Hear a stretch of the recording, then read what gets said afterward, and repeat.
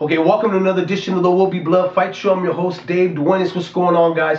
I know I haven't been on the tube lately. I've been really busy, man. Just, catching up, getting the radio show on.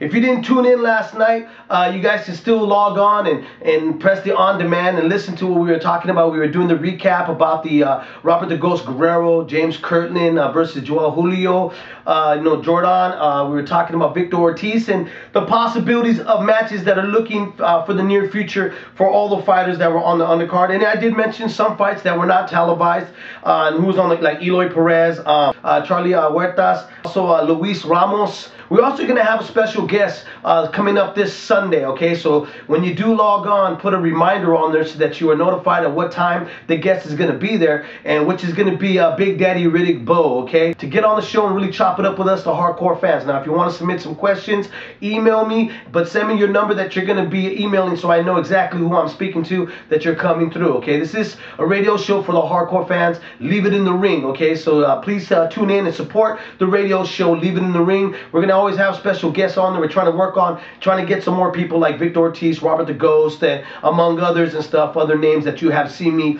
do interviews on Cutman's Corner. We're going to try to get them on the radio show. So it gives you guys opportunities to talk to these guys, okay? I do got some more interviews coming up, so you got to bear with me, guys. I got a lot of footage and stuff, so it's only me, and I'm trying to do as much as I can. I have my team, Solarplex Promotions, working on other stuff that are for the near future for us, all the hardcore boxing fans. All right, let's talk about Saturday night. Robert goes Guerrero out of Gilroy, California. It's about an hour away from San Jose, my hometown. Had a chance to fight an Indonesian fighter by the name of Jordan. Okay, Jordan came in, and there's a guy that has some pop too. So was it a short night for both of them? Of course, man. It was always unlucky for both guys when they've trained so hard and they're looking forward for a matchup to, get the exposure that they're looking for, especially being televised, both of them. Really, Robert hasn't been on, the HBO television for some time. He was on the undercard of the Margarito and Shane Mosley, but it was not televised. So he gets his shot at Jordan. Now, Jordan, same thing here, really looking to expose his skills to the American public, and the whole wide world will be able to witness and see, hey, do we want to see more, I'm going to do a real short recap on that, okay? What happened? Clash of heads, had a stoppage. Robert was saying he couldn't see, which is a great possibility. It was a bad cut. I had the chance to be in front of Robert right after the fight and talk to him and stuff, and it was a pretty nasty cut, okay? Had a plastic surgeon get in there and give him a couple stitches, more than a couple stitches on that eye. Now, what happens from there? Well, having the chance to speak to Jordan's trainer and his management team, they're not looking to fight Robert again. They just don't want to do it. They don't feel the need to fight him. They want to look on to other ventures that are out there and possibilities for their fighter from Indonesia. Now, whether the question is this, whether you being able to see only a few minutes of Jordan, do you really want to see him again? That is the question that hardcore fight fans are going to have to voice out eventually. Robert obviously is with Golden Boy, so there are some bigger fights out there for him, but at the moment, he's got to do some recovery, with the head clash, and really the disappointment of not being able to display his skills and being on Boxing After Dark HBO for his home crowd, okay, in San Jose, which was a great turnout, by the way, okay? So that is all left up in the dark. Victor Ortiz. He got Mighty Mike. Mighty Mike, I had spoken to him before at the open workout in Oakland at King's Gym. And, him and Buddy McGirt had a great game plan, first off, okay? And they were looking to really just try to dominate him, box him, and show him that he's stepping up to meet up the bigger boys and names, okay? Well, that's exactly what Victor did. Victor was a poised assassin walking into the ring, and kept it really subtle. The thing about Victor, what I like about him is that Victor's not a trash talker, okay? The numerous times I've been able to have the chance and really sit down and BS with him, he's just the guy that, I just come to fight. I think he's so happy that people are intrigued by him. He's so happy the fact that people acknowledge that he's a fighter, okay? So he stays pretty much in the humble area. He doesn't move from there, along with his brother. I met his brother, his little big brother, okay?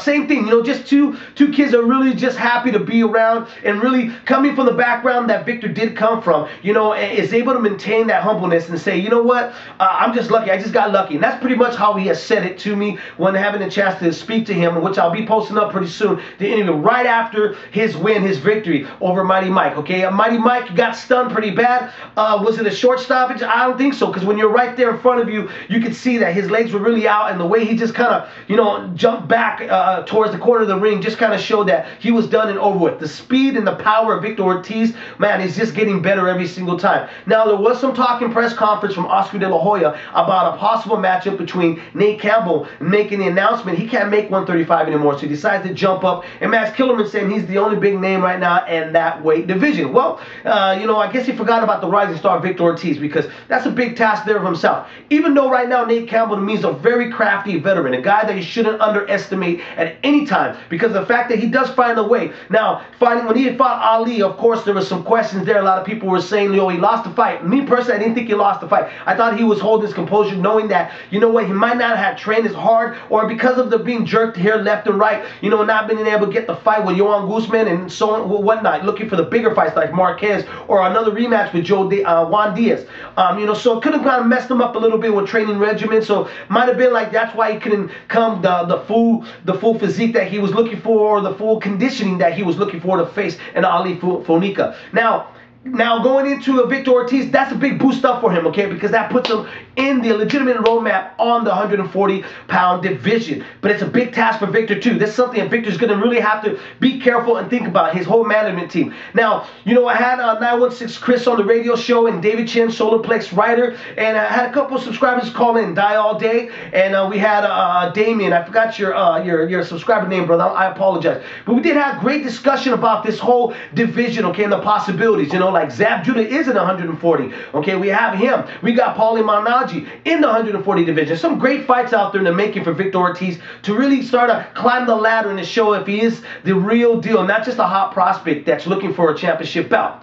So, tune in to the radio show. We had a great segment going on. Now, let's go on to James Kirkland versus Joao Julio. First off, I thought Joao Julio, man, fought the wrong fight. I have, you know, Sergio Martinez, and who's also the trainer of Chris John, and also the trainer for Jordan, sitting right behind me, you know, and they're from the Arena Boxing Promotions, and he was just yelling at Joao Julio like, you're fighting the wrong fight, man. Sit down and trade with him. Why are you running? You know, why change your style at this momentum right now in the position who you were in at 154? Why change your game plan? Just stick to what you normally would do, which is be in the inside and punch with Kirkland. Now, you saw that Kirkland's really receptible in getting caught with a straight right or overhand right, you know.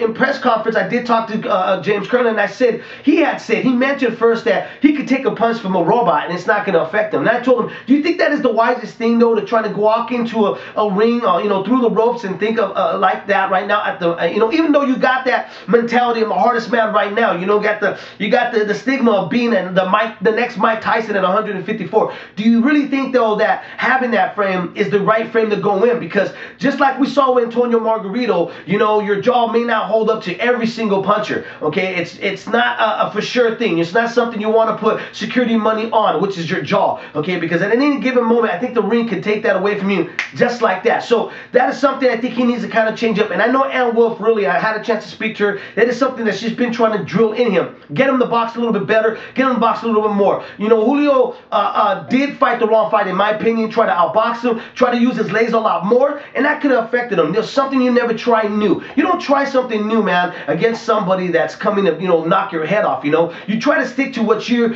31 flavors have always been, okay, which is stand in front of them and trade shots and see who's going to take the punch. You know, a lot of the punches that Julio did land, luckily, he was not sitting on them. You know, they were really from, his toes were up in the air and not planted where he could land it. Because it could have planted him, it could have made the fight turn around. Or maybe not. Maybe James Kirkland is right. He could take a punch from a robot. So, where did they go from there? Well, Julio, I think I was talking about Chris. We had mentioned it. We were talking about the radio show. You know, maybe go back to 147. I don't know. Let's see how much of a damaging of his ego has been taken since having a loss with James Kirkland.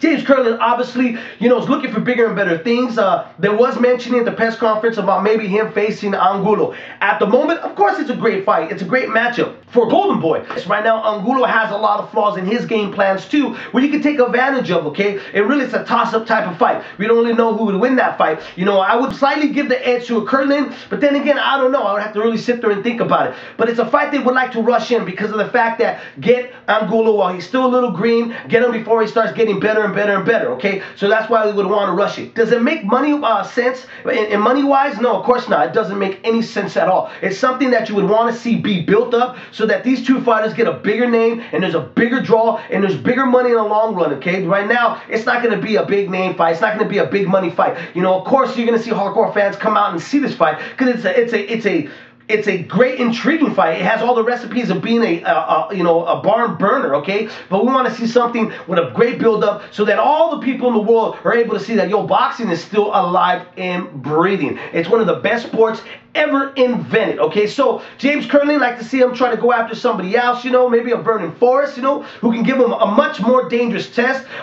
Chris had mentioned Sergio Mora. That's a good test right there. A big guy, not a lot of pop, but could probably give a little bit more problems and stuff in the ring. Don't know. We are going to have a special guest by the name of Riddick Big Daddy Bowe on there. So if you guys want to tune in and listen live, hey, here's your chance. And if you want to call in to ask a question or have your chance to talk to a great ex-heavyweight champion by the name of Riddick Big Daddy Bowe,